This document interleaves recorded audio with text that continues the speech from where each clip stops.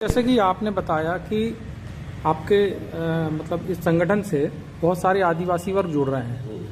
चूंकि डिंडोरी में धर्मांतरण और ईसाई मिशनरी हावी है, ऐसे कितने परिवार हैं जो नशा मुक्त हो चुके हैं और ईसाई मिशनरियों से दूर होकर वापसी करें? पहले तो 20,000 से ज़्यादा तो लगभग वर्तमान में सब यहाँ कार्य कर रहे हैं डिंडोरी जिले में। और इस तरह के क्रमों के द्वारा उनको आगे रास्ते और बढ़ने में मजबूती का देखिए, इसीलिए पता है जब उनको अच्छे संस्कार दिशा दे देंगे तो धर्म परिवर्तन वो सहज भाव से नहीं करेंगे। उनके हम अपने धर्म की ताकत तो बताएं कि जो दूसरे के धर्मों में है उससे कई गुना हमारे धर्म में ताकत है।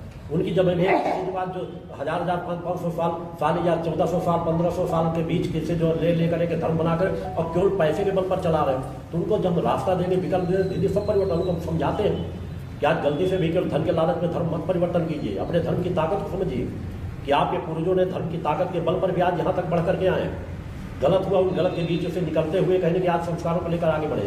और आज हम छोटे प्रलोभन में लेकर के अपना धर्म परिवर्तन रोका जा सके, इसलिए डोर टू डोर इसलिए वो अभियान ही चलाया जा रहा है कि मोहल्ला मचाने की अपेक्षा गाँव देहातों में हर जगह जा करके माँ के आरती चालीसा पाठ के माध्यम में डोर टू डोर लोगों को समझाते हैं, बताते हैं, प्रेरित करते हैं तो धर्म परिवर्तन ला कर सके। और सरकारों से भी अपेक्षा की जाती है इसमें और कार्य करें। अब तो जिहादी मानसिकता के लोग भी आदिवासी महिलाओं का टारगेट करके उनका उपयोग करके जमीन जायदाद और धन दौलत इकट्ठा कर रहे हैं। चीज़ में तो मेरे द्वारा चुके देखिए 2 दिन के जो स्टेज में आपके यहाँ के या तो विचार और मात्र सुने होंगे, मेरे हर मंच विचार इन सभी क्षेत्रों में रहते हैं और कार्य भी सभी क्षेत्रों में किया जा रहा है। जिहादी मानसिकता के लोग पुरजोर भक्ति मानव कल्याण संगठन विरोध करता है, क्योंकि निश्चित हमको सभी क्षेत्रों में बहुत, अगर हम सरकारों से केवल सरकारों से अपेक्षा करके बैठ जाएंगे तो कुछ नहीं होगा, क्योंकि सरकारें ज़्यादा करेंगी भी नहीं।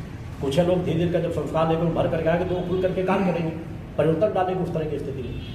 नहीं यार, जो उत्तर प्रदेश की बात ले लीजिए, आप कहीं कुछ सौ के बैठे ठीक है, कोई विचारधारा ना तो मैं बीजेपी ना कांग्रेस किसी गुलामी किसी पार्टी की गुलामी के भाव मैंने आज तक कभी कोई कार्य नहीं किया, चाहे मेरे यहाँ कोई आते हैं, इसलिए राजनेता अधिकांशतः मुझसे दूर रहते हैं। मंच में भी आते हैं कुछ सुन के ही जाते, कहीं भी स्थिति पड़ेगा शुरुआत में ना तक मेरा एक आश्रम है या संगठन है, कोई राजनेता कह सकता है कि हम कहीं पर भी आज तक कोई ये नहीं कह सकता कि हमने 1 लाख रुपये का वहाँ आर्थिक सहयोग किया। सच्चाई ईमानदारी से मैंने कहा चल रहा है। आश्रम जिस तरह दे उससे ज़्यादा मैं लोगों के घरों में उनके हृदय में मंदिर बनवाना चाहता हूँ, उस दिशा से कार्य कर रहा हूँ। जितना आश्रम है उससे ज़्यादा समाज के बीच कार्य कर रहा हूँ, उस दिशा से कार्य कर रहा हूँ। तो सरकारों से बहुत ज़्यादा अपेक्षा नहीं, मगर अगर उत्तर प्रदेश की थोड़ी देर की बात ले ली जाए, अगर कोई सही हो रहा है हम उसकी सराहना भी करते हैं। अनेकों लोग ऐसे थे जिहादी मानसिकता थे जो उत्तर प्रदेश में एक से हर जिले में देखो कोई ना कोई आतंकवादी मानसिकता का कार्य कर रहा था। अंदर सब चीज़ कुछ भी हो, योगी आदित्यनाथ जब कोई सत्ता बैठता 10 कार्य अच्छे करता, कुछ गलतियाँ भी होती, मगर जो जज तक फैसला नहीं देते थे, अपना ट्रांसफर करा लेते थे। तो जब कोई चेतनावान व्यक्ति आता है वही ऐसे निर्णय ले सकता है, वही अंकुश लगा सकता है। मैं तो धीरे धीरे जिस तरह बिहार बर्बादी के रास्ते में, उत्तर प्रदेश उससे ज़्यादा बर्बादी के रास्ते में, और मध्य प्रदेश बीच में झगड़ता चला जा रहा है, वो भी उसी दिशा में बढ़ रहा था। तो कहीं ना कहीं हमें तो निर्णय लेना ही पड़ेगा कि जिहादी मानसिकता के जो लोग हैं उनसे अपने समाज को मुक्त कराना ही पड़ेगा। बहुत हो चुका, बांग्लादेश को बगल में देख सकते हो रहा है, बांग्लादेश में अत्याचार, पाकिस्तान में हो रहा है अत्याचार होता किस पर? वो हिंदू समाज पे धर्म की इनका परिवर्तन होता है हिंदू समाज के लोगों को। तो हमको इसे समाज को भी सजग करना पड़ेगा, राजनेताओं को भी सजग करना पड़ेगा, आवाज़ भी उठाना पड़ेगा कि ऐसी नीतियाँ बनाएं जो नीतियाँ हमारे समाज के लिए कल्याणकारी। क्या इसे एक बड़ा संयोग माना जाए कि जिला मुख्यालय में गुरुजी का नशा मुक्ति एक अभियान चिंतन चल रहा है और वहीं जिले के एक क्षेत्र में बड़ी कामयाबी STF टीम को मिलती, ना कि पुलिस को गांजे की एक बहुत बड़ी खेप मिलती है? और निश्चित रूप से सब तो तरंगों का प्रभाव भी पड़ता है, कुछ क्रम ऐसे होते भी हैं। संगठन लोग मैंने कहा इसी समय में 2000 से ज़्यादा स्थानों पर मेरे भक्ति मानव कल्याण संगठन ने नजर से बड़ी बड़ी खेपें पकड़ाई, उनका पूरा आम रिकॉर्ड सब चीज़ें हर तरह की स्थिति। तो ये सब निश्चित रूप से परिवर्तन आता ही है, इच्छा शक्ति होती है। धीरे धीरे उस तरह के अधिकारी भी आगे बढ़ के आ रहे हैं जो नशा मुक्त जीवन जीते हैं, नशा मुक्त के विरुद्ध काम में धीरे धीरे आवाज़ कहीं ना कहीं प्रयास करते रहने की जरूरत है। हम क्या कर सकते हैं तो उस पर हमको लग जाना है। महाराष्ट्र जैसा आपने बोला कि आक्रामक नहीं होना चाहिए, शिक्षा का माध्यम उठाना चाहिए। वर्ष 2017-18 में शासन ने एक पूरा एक रेगुलेशन पास किया था कि नर्मदा क्षेत्र के अंतर्गत 5 किलोमीटर रेंज में शराब को प्रतिबंधित कर दिया था। चूंकि डिंडोरी नर्मदा की गोद में बसा हुआ है, मीडिया कर्मी के सहयोग से और आपकी प्रेरणा से हमने 2024 में एक जनहित याचिका लगाई थी, भाटी न्यायालय की शरण ली थी, जिसमें 2024 दिसंबर में एक ऑर्डर पास हुआ था कि डिंडोरी जिले में पूर्णतः शराब को प्रतिबंधित कर दिया गया है।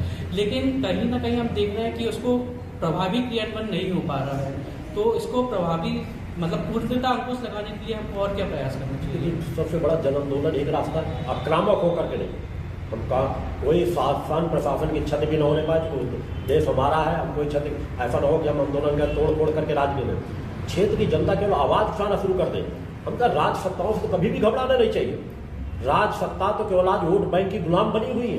क्षेत्र की जनता आवाज उठाना शुरू कर दे कि हम ठीक है, इसलिए मैंने कहा कोई किसी पार्टी का समर्थन कीजिए, मगर विचारधारा के विरुद्ध मत कीजिए। खुल के आवाज उठाइए कि आज ये गलत हो रहा है, आपको ऐसा करना पड़ेगा, अगर आप ऐसा नहीं करते तो अगली बार आपको एक वोट नहीं मिले, विरोध कीजिए। मैंने कहा तीनों पार्टियों में मैंने गठन क्यों किया, मुझे कोई राजनीति को नहीं बोलना।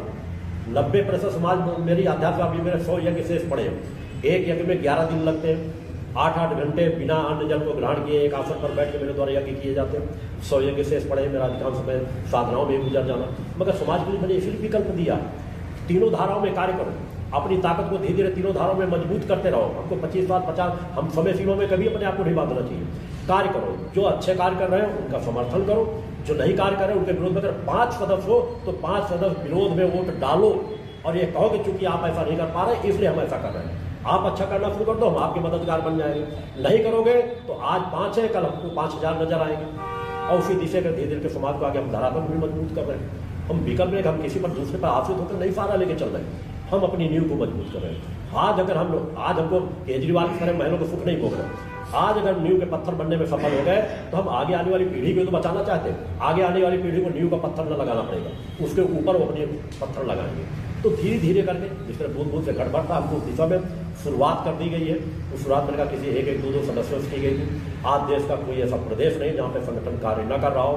अधिकांश जिले ही नहीं, तहसीलों तक में संगठन अपनी सभी जगह संगठन के गठन करके सब जगह कार्य कर रहा है। सब जगह एक परिवर्तन डाला जा रहा है। संगठन इतनी ताकत को प्राप्त कर चुका है कि आज हम देश की नहीं हो तो 50 लोकसभा सीटें, सैकड़ों विधानसभा सीटों में उनकी हार जीत सुनिश्चित कर सकते हैं। तो वो ताकत हमको लेके करना, खड़े होना पड़ेगा, अपने लाभ के लिए नहीं, हमें समाज के लाभ, हमें अपने अस्तित्व को गंवाना भी पड़े, अपने कुछ और सामर्थ्य को भी नष्ट करना पड़े तो नष्ट करके हम आगे कर सकते हैं।